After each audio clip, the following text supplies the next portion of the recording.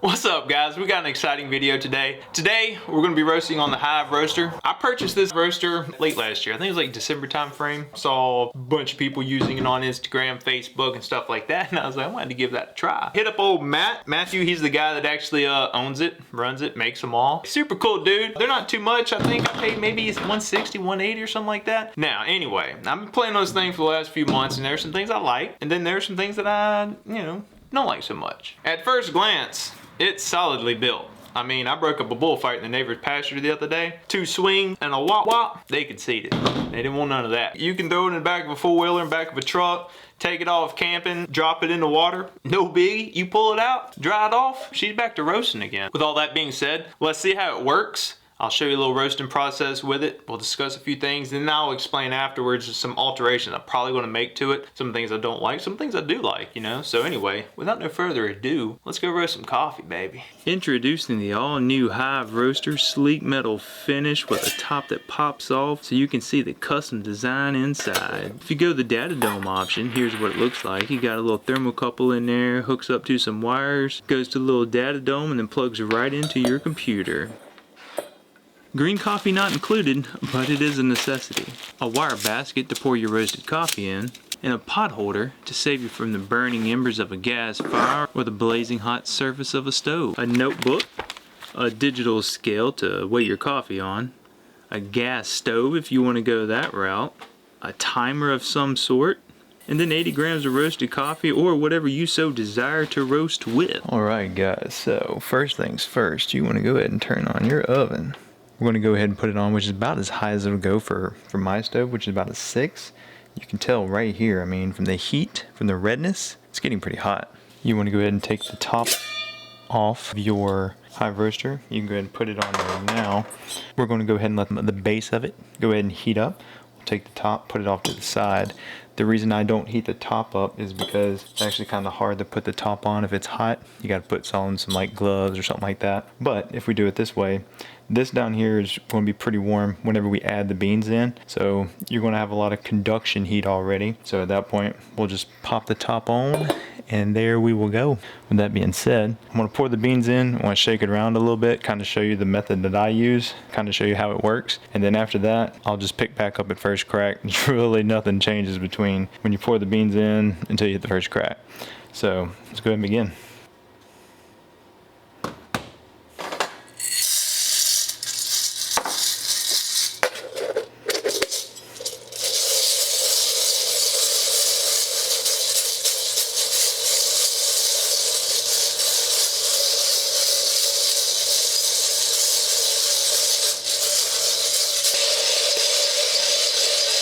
Looks like we're coming up on first crack. I'm going to call pretty consistent popping around 8:30. So after first crack, I usually go about a minute and 15, minute and 30, depending on what coffee I'm doing. I'm doing a African Burundi, so I'm probably going to keep this one right around a little bit. I usually cut the temp down a little bit too, about 2 notches, and also kind of raise it a little bit more higher off the burner. So kind of coast in a little bit as I raise up the heat. So about 30 seconds in to first crack now. About a minute and 10 after first crack. So let me drop in here in just a second. I'm going to go ahead and kill the stove. About a minute and 20, we're going to go ahead and drop.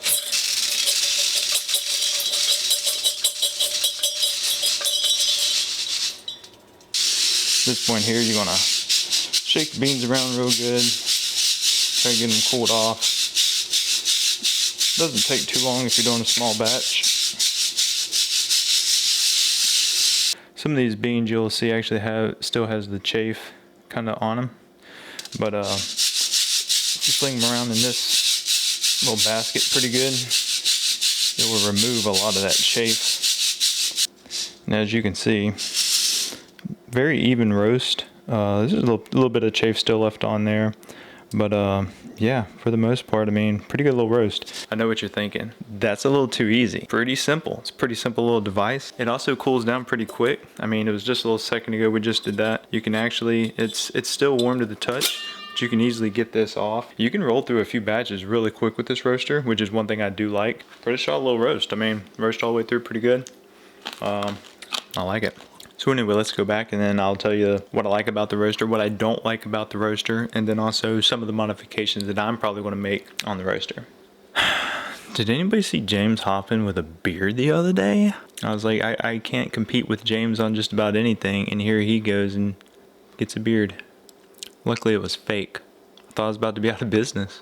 So personally, I cannot tell the difference between the coffee I roasted on the gas burner and the coffee that I've roasted on the electric stove. I've brewed them the same way. I've even cupped them. I can't really tell too big of a difference, so I would say I don't think it personally matters. Now granted, I did try to keep all my variables pretty close. You know, if I'm roasting 75 grams on the gas stove, I'm going to be roasting 75 grams on the oven.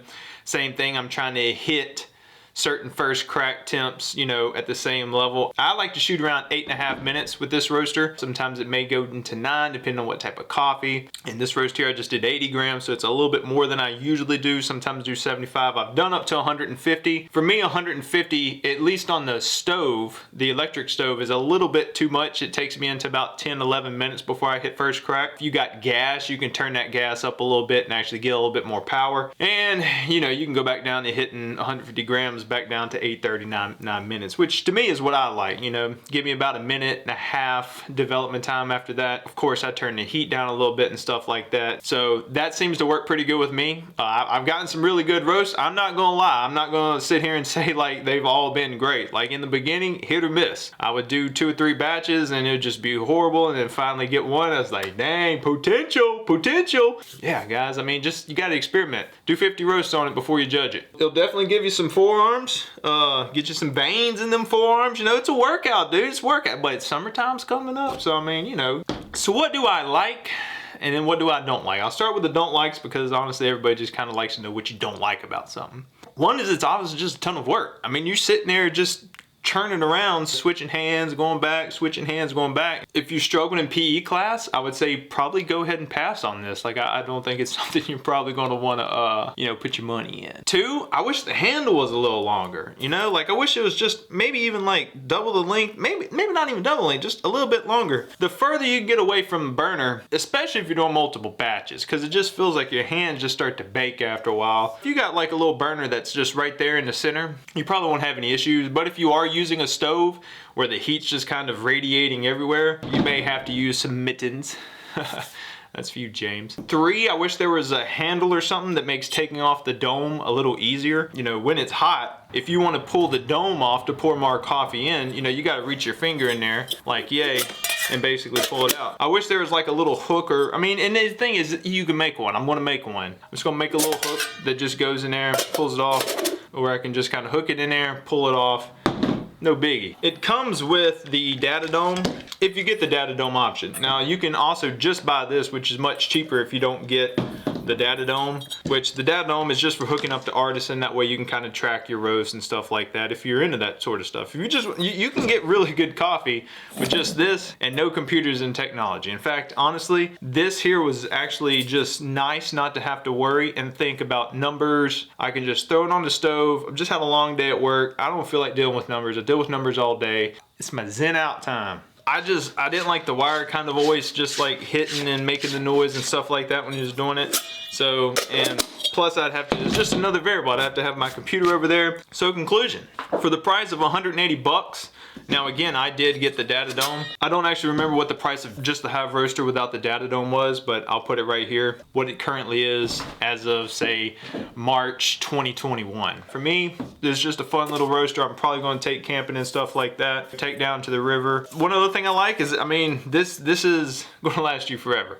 I mean, unless it's stolen or you lose it, it'll be here 20 years from now, hands down. I mean, this ain't no little cheap wood. It's pinned in. For a beginner, I'm gonna say this is a really great roaster. You're not investing a whole ton of money, but you can invest a whole ton of time and learn really the good basics of how roasting works. There's multiple ways you can do it. You can roast in gas and see how gas works compared to an electric stove, which is what I think is invaluable as far as education goes. Because the more you can kind of learn and experiment different ways, play around with it. And again, I didn't see too big of a difference between the electric stove and the gas. I've read some reviews where people said you couldn't roast on an electrical stove. I really think it depends on what type of stove you got. Now you got to have a stove that gets hot enough to be able to crack the beans. Just something you got to play around with. Another thing that I really like about the Hive Roaster is it's quiet.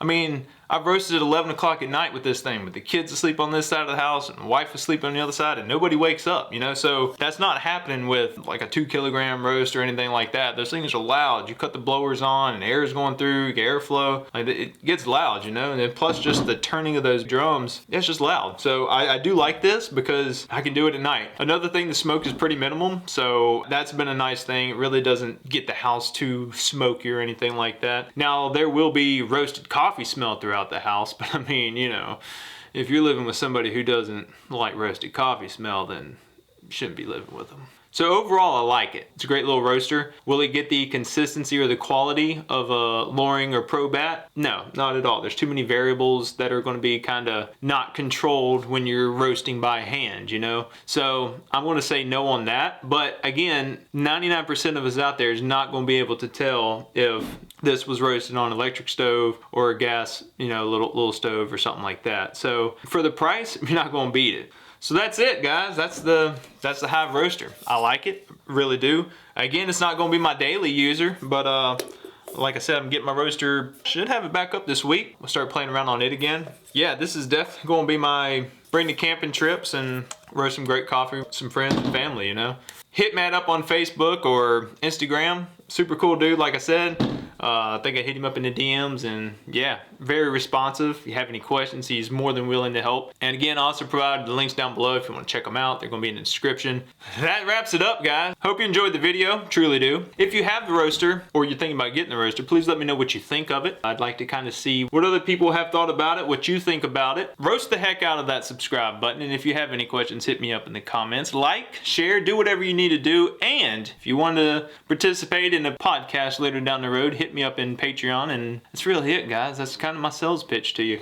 Go buy a Hive Roaster from Matt. Cool dude. He'd like you to. I'd like you to. We'd all like it to. You'll like it. I think you'll like it. See you in the next video. Next video is the mocha pot. I'm going to show you my techniques for using the mocha pot. It's a little different. It's a little different. So stay tuned.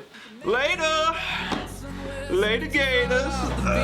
Off the coastline in Bermuda, the triangle in the sea. Well, I'd cannonball right out there if I thought it changed a thing.